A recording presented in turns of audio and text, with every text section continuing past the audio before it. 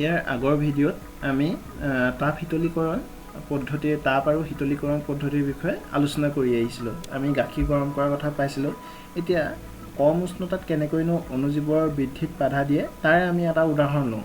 তোমালোকে যেতিয়া বজাৰলৈ যোৱা তেতিয়া তোমালোকে দেখিবা যে যিবিলাক আমাৰ চালানী মাছ বুলি কয়, মাছবিলাক বহুত দূৰৰ পৰা যিবিলাক আহে অসমৰ বাহিৰৰ পৰা, সেইবিলাক কি হয় আমাৰ য'ৰ পৰা আহে তাত 50-60 দিনৰ আগতে সেই বাকচত ভৰাই দিয়া হয় আৰু সেই মাছবিলাক বেয়া নোহোৱাকৈ কেনেকৈ থাকে তোমালোকে চিন্তা কৰাচোন বাৰু।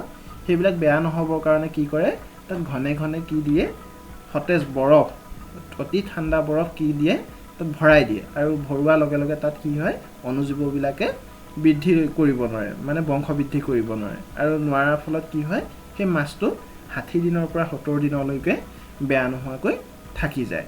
গতিকে সেইটো এটা উদাহৰণ। এতিয়া তোমালোকে হয়তো মনলৈ আহিছে যে আমাৰ যদি এতিয়া বৰফৰ অঞ্চলত যদি আমি কিবা এটা বস্তু মানে খোৱা বস্তু হওক, মাছেই হওক বা মাংসই হওক, আমি যদি দীৰ্ঘদিনৰ কাৰণে ধৰা বছৰৰ কাৰণে যদি থৈ দিবলগীয়া হয় তেতিয়াহ'লে সেই বস্তুটো কিন্তু আমি থৈ দিব পাৰোঁ, সেইটো বেয়া নোহোৱাকৈ থাকি যাব। তোমালোকে এটা কথা মনত ৰাখিবা, আমাৰ পৃথিৱীত এনে এটা ভঁৰালো আছে যি মানে য'ত পৃথিৱীৰ বিভিন্ন অঞ্চলৰ পৰা বিভিন্ন ধৰণৰ শস্যৰ গুটি বা শস্যৰ বীজ সংৰক্ষণ কৰা হয় আৰু সেই ভঁৰালটোত কিহৰ কাৰণে সংৰক্ষণ কৰে, ধৰা পৃথিৱীত এটা প্ৰলয়ংকৰী কিবা দুৰ্যোগ আহিলে, সেই দুৰ্যোগ আহিলে কি হ'ব, সেই ভঁৰালটোত সেই শস্যবিলাক নষ্ট নোহোৱাকৈ থাকি যাব আৰু দুৰ্যোগৰ পিছত কি কৰিব পাৰিব, সেই শস্যবিলাক ব্যৱহাৰ কৰি আকৌ মানুহে পুনৰ খেতি কৰিব পাৰিব।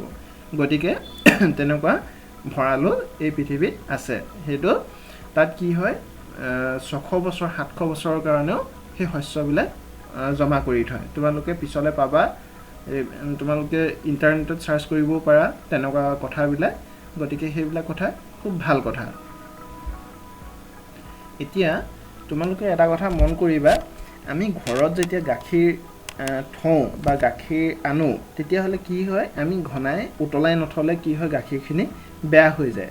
কিন্তু তোমালোকে দেখিবা আমাৰ যিবিলাক পেকেটত গাখীৰ আহে, দোকানত আমি গাখীৰবিলাক কিনিবলৈ পাওঁ, সেইবিলাক গাখীৰ কি হয় অতি সোনকালে বেয়া হৈ নাযায়। এতিয়া কিয়নো বেয়া হৈ নাযায় তাৰ এটা কথা আছে, সেইটো এটা বৈজ্ঞানিক পদ্ধতিৰে কি হয় সেই গাখীৰবিলাকক সেই পেকেটত ভৰোৱা হয়। তাকে কি কয় পাস্তুৰীয়কৰণ, মানে পেষ্টৰিয়াইজেশ্যন। গতিকে এইটো এতিয়া পদ্ধতিটো কি চোৱাচোন বাৰু। পাস্তুৰী কৰা গাখীৰ উতলাই নোলোৱাকৈও খাব পাৰি, কাৰণ এনে গাখীৰত অনিষ্টকাৰী অণুজীৱ নাথাকে। এতিয়া আমাৰ গাখীৰবিলাক আমি উতলাইহে খাব লাগে, তাত কি হয় অণুজীৱবিলাকে বাস কৰে। কিন্তু সেই পেকেটৰ গাখীৰবিলাক আমি গৰম নকৰাকৈ আমি খাই দিব পাৰোঁ। কিয় খাব পাৰোঁ, কাৰণ তাত অণুজীৱ নাথাকে। এতিয়া তাতনো কি পদ্ধতি ব্যৱহাৰ কৰে যে সেই গাখীৰত অণুজীৱ বাস কৰিব নোৱাৰে। এনে গাখীৰ 15 পৰা 30 ছেকেণ্ডলৈ 70 ডিগ্ৰী চেলচিয়াছলৈ উতলোৱা হয় আৰু হঠাতে বৰফ ঠাণ্ডা কৰি জমা কৰা হয়। প্ৰথম কি কৰে, উতলাই লয়, গোটেই গাখীৰখিনি উতলাই লয় আৰু লগে লগে কি কৰিব, কেইছেকেণ্ডৰ ভিতৰতে সেই গাখীৰখিনি আকৌ বৰফৰ নিচিনা ঠাণ্ডা কৰি পেলাব। সেইটো মেচিন আছে, ডাঙৰ ডাঙৰ গাখীৰৰ যিবিলাক ফেক্টৰী আছে সেইবিলাকত এই পদ্ধতিৰে গাখীৰ পেকিং কৰে। এনে কৰাৰ ফলত অণুজীৱৰ সৃষ্টি হ'ব নোৱাৰে।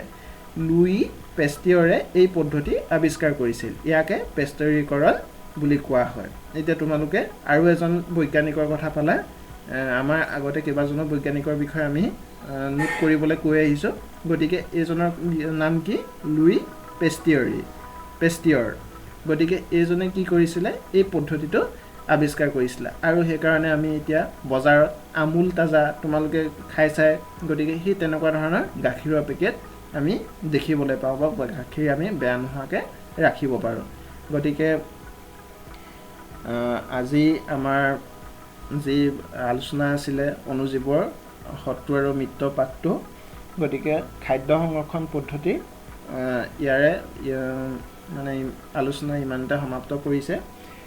আমি কাইলৈ আলোচনা কৰিম নাইট্ৰজেন যৌগীকৰণ আৰু নাইট্ৰজেন চক্ৰৰ বিষয়ে। তাৰপিছতে আমাৰ পাঠটো সমাপ্ত হ'ব। গতিকে আজি যিখিনি আলোচনা কৰিলোঁ তোমালোকে কিতাপখন ভালদৰে পঢ়ি ইয়াৰ নোটখিনি প্ৰস্তুত কৰিবা আৰু প্ৰশ্নখিনি কৰিবলৈ যত্ন কৰিবা।